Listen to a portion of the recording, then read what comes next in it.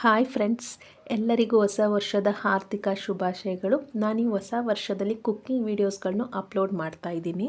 ಅಡುಗೆ ಮಾಡೋದು ಒಂದು ಕಲೆನೇ. ಮನೆಯಲ್ಲೇ ಇರೋ ಇಂಗ್ರೀಡಿಯೆಂಟ್ಸ್ನ ಯೂಸ್ ಮಾಡಿಕೊಂಡು ಹೇಗೆ ಹೆಲ್ತಿ ಫುಡ್ಸ್ನ ಮಾಡ್ಕೊಳ್ಬಹುದು ಅನ್ನೋ ವೀಡಿಯೋಸ್ಗಳನ್ನ ಅಪ್ಲೋಡ್ ಮಾಡ್ತೀನಿ. ರಕ್ಷಾ ಸುಚಿರ ಕ್ರಿಯೇಷನ್ಸ್ ಈಗ ಸಮೃದ್ಧಿ ಕಿಚನ್ ಆ್ಯಂಡ್ ಟಿಪ್ಸ್ ಆಗಿ ಬದಲಾಗಿದೆ. ಅದಕ್ಕೆ ಸಪೋರ್ಟ್ ಮಾಡಿ. ಬನ್ನಿ ಹಾಗಾದರೆ ವಿಡಿಯೋ ಸ್ಟಾರ್ಟ್ ಮಾಡೋಣ. ಈ ಚಳಿಗಾಲದಲ್ಲಿ ಮಕ್ಕಳಿಗೆ ಶೀತ ಕೆಮ್ಮು ಎಲ್ಲ ಆಗೋದು ಸಹಜನೇ. ಅದಕ್ಕೋಸ್ಕರ ಒಂದು ರೆಸಿಪಿನ ತಿಳಿಸ್ಕೊಡ್ತಾ ಇದ್ದೀನಿ. ಇದು ಶೀತ ಕೆಮ್ಮೆಲ್ಲ ಕಡಿಮೆ ಮಾಡುತ್ತೆ. ಮಕ್ಕಳಿಗೆ ಆಗಲಿ ದೊಡ್ಡವ್ರಿಗೆ ಆಗಲಿ ಯಾರಿಗೇ ಆಗಲಿ ಕೆಮ್ಮಿದ್ರೆ ಆಯಿಲಿ ಕಂಟೆಂಟ್ಸು ಡೀಪ್ ಫ್ರೈ ಆಗಿರೋದನ್ನೆಲ್ಲ ತಿನ್ನಬಾರ್ದು. ಅದಕ್ಕೋಸ್ಕರ ಈ ರೆಸಿಪಿನ ನಿಮಗೆ ತಿಳಿಸ್ಕೊಡ್ತಾ ಇದ್ದೀನಿ. ಈ ರೆಸಿಪಿಲಿ ಆಯಿಲೇ ಯೂಸ್ ಮಾಡ್ತಾ ಇಲ್ಲ. ಇದು ಹೆಲ್ತ್ ಬೆನಿಫಿಟ್ಸ್ ಆಗಿರೋಂಥ ರೆಸಿಪಿ. ಈ ರೆಸಿಪಿನ ಮಾಡೋದಕ್ಕೆ ಅಕ್ಕಿ, ಬೆಲ್ಲ, ಲವಂಗ, ಏಲಕ್ಕಿ ಮತ್ತು ಪಚ್ಚ ಕರ್ಪೂರ ಬೇಕಾಗುತ್ತೆ. ಪೂಜೆಗೆಲ್ಲ ಯೂಸ್ ಮಾಡ್ತಿರಲ್ಲ ಆ ಕರ್ಪೂರ ಅಲ್ಲ, ಇದು ಪಚ್ಚ ಕರ್ಪೂರ. ಇದು ಎಡಿಬಲ್ಲು. ಇದನ್ನು ಪ್ರಸಾದಕ್ಕೆಲ್ಲ ಯೂಸ್ ಮಾಡ್ತಾರೆ.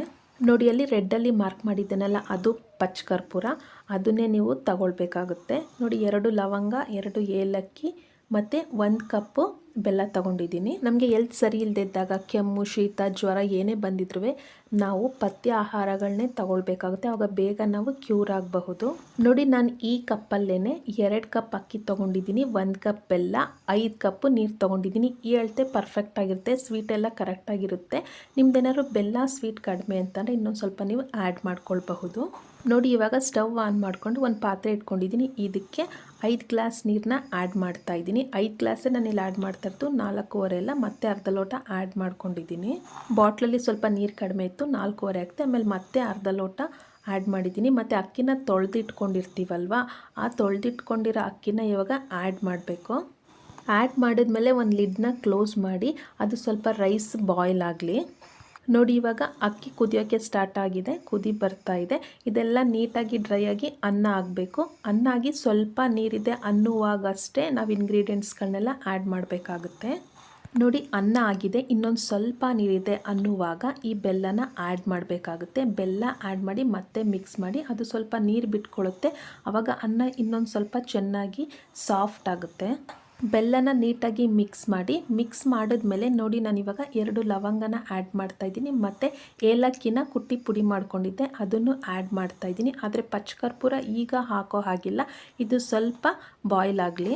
ತಳ ಹಿಡಿದೇ ಇರೋ ಹಾಗೆ ನೀಟಾಗಿ ಎಲ್ಲನೂ ಮಿಕ್ಸ್ ಮಾಡ್ಕೊಳ್ಳಿ. ನೋಡಿ, ನಾವು ಬೆಲ್ಲ, ಏಲಕ್ಕಿ ಮತ್ತು ಲವಂಗ ಆ್ಯಡ್ ಮಾಡಿದ್ಮೇಲೆ ಈಗ ಫ್ಲೇಮ್ನ ಲೋ ಮಾಡ್ತಾ ಇದ್ದೀವಿ. ಯಾಕೆ ಅಂತಂದರೆ ನೀರೆಲ್ಲ ಡ್ರೈ ಆಗಿರುತ್ತೆ. ಇವಾಗ ನೀವು ಐ ಫ್ಲೇಮ್ಲೆ ಇಟ್ಟರೆ ಅನ್ನ ಸಿಯೋ ಪಾಸಿಬಿಲಿಟೀಸ್ ಇರುತ್ತೆ, ಅನ್ನ ಸೀದೋಗುತ್ತೆ. ಅದರಿಂದ ಲೋ ಫ್ಲೇಮಲ್ಲೇ ಇಡಬೇಕು. ಬೆಲ್ಲ ಸ್ವಲ್ಪ ನೀರು ಬಿಡುತ್ತಲ್ವ, ಅದಕ್ಕೆ ಅದೆಲ್ಲ ಡ್ರೈ ಆಗಬೇಕು. ಅನ್ನ ಚೆನ್ನಾಗಿ ಪಂಗಬೇಕು. ಅಲ್ಲಿವರೆಗೂ ಒಂದು 2 ಮಿನಿಟ್ಸ್ ಲಿಡ್ ಕ್ಲೋಸ್ ಮಾಡಿ. ನೋಡಿ, ಇನ್ನೊಂದು ಸಲ ನೀಟಾಗಿ ಮಿಕ್ಸ್ ಮಾಡಿ. ಬೆಲ್ಲ ಎಲ್ಲ ಕರಗಿಲ್ದೆ ಹೋದರೆ ನೀಟಾಗಿ ಮಿಕ್ಸ್ ಆಗುತ್ತೆ. ನೋಡಿ, ಅನ್ನ ಇವಾಗ ಆಗಿದೆ. ಒಂದು ಅಗಲು ತಗೊಂಡು ನಾನು ಮುಟ್ಟು ನೋಡಿದ್ದೀನಿ, ಎಲ್ಲ ಸಾಫ್ಟಾಗಿ ನೀಟಾಗಿ ಬಾಯ್ಲ್ ಆಗಿದೆ.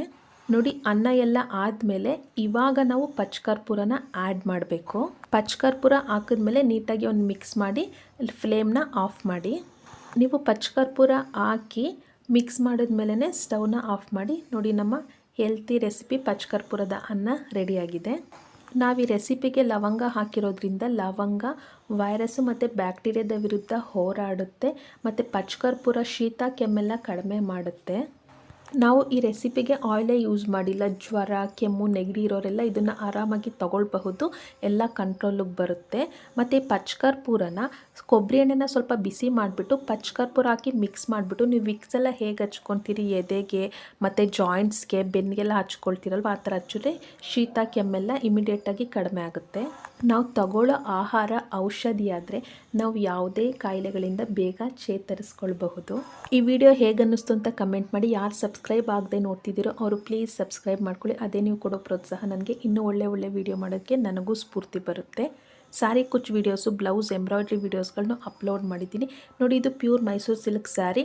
ಇದ್ರ ಬಿಲ್ಲೆಲ್ಲ ಹೇಗಿರುತ್ತೆ, ಕೇರ್ ಮಾಡಬೇಕು ಅನ್ನೋ ವಿಡಿಯೋನು ಅಪ್ಲೋಡ್ ಮಾಡಿದ್ದೀನಿ.